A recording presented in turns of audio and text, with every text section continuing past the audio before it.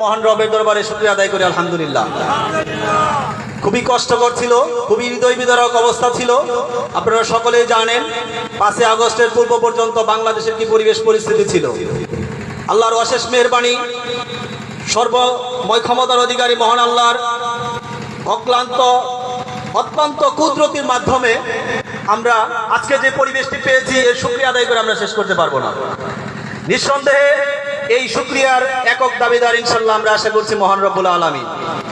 সাথে আমরা যারা আপনারা যারা আছেন সকলের ঐকান্তিক চেষ্টা এবং ভিতরের ভালোবাসা, হৃদয়ে জমানো কষ্ট যে লালন করে আপনারা রাজপথে নেমে এসে এই ফ্যাসিবাদকে সরিয়ে বাংলাদেশে ইসলাম কায়েমের জন্য একটি রাস্তাকে উন্মুক্ত করে দিয়েছেন, এজন্য মহান রবের দরবারে আবার শুকরিয়া আদায় করি আলহামদুলিল্লাহ।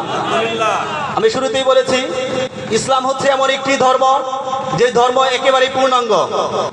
এই ধর্মের ভিতরে এমন কোনো জায়গা নাই, এমন কোনো বিধান নাই, এমন কোনো স্থান নাই যার পরিপূর্ণতা আল্লাহ বিধান দেন নাই।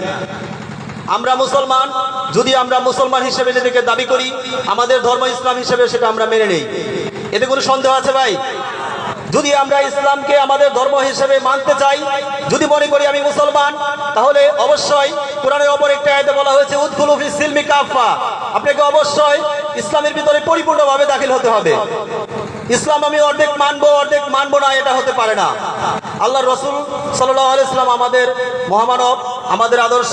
আল্লাহ রসুল সাল্লাল্লাহু আলাইহি ওয়াসাল্লামের আদর্শ পরিপূর্ণভাবে আমাদেরকে জানতে হবে, পরিপূর্ণভাবে জেনে আমাদের আমল করতে হবে। অর্ধেক মানলে অর্ধেক না মানলে হবে না। যদি আমি দাবি করি আমি মুসলমান, যদি আমি দাবি করি আমার ধর্ম ইসলাম, তাহলে অবশ্যই আমাদের মহান নেতা হচ্ছে হযরত মুহাম্মদ সাল্লাল্লাহু আলাইহি ওয়াসাল্লাম। এবং আসুন, যেহেতু সংক্ষিপ্ত আলোচনা, আসুন আপনাদের প্রতি উদাত্ত আহ্বান জানাচ্ছি, আমরা সকলেই মিলে আমাদের যে মহান নেতা, আমাদের প্রিয় নবী হযরত মুহাম্মদ সাল্লাল্লাহু আলাইহি ওয়াসাল্লামের আদর্শকে পূর্ণভাবে হৃদয়ে ধারণ করি। সেই ধারণ থেকে বাংলাদেশ জামাত ইসলামের হাতকে শক্তিশালী করে এই বাংলাদেশে ন্যায় ও ইনসাফ ভিত্তিক ইসলাম কায়েমের জন্য আমরা আরেক পা এগিয়ে যাই, এই দেশকে একটি সুন্দর সুস্থ শাসন ব্যবস্থার সামনে দিকে এগিয়ে নিয়ে যাই, এই আশাবাদ ব্যক্ত করে আমি আমার কথা এখানে শেষ করছি। আসসালামু আলাইকুম ওয়া রাহমাতুল্লাহ।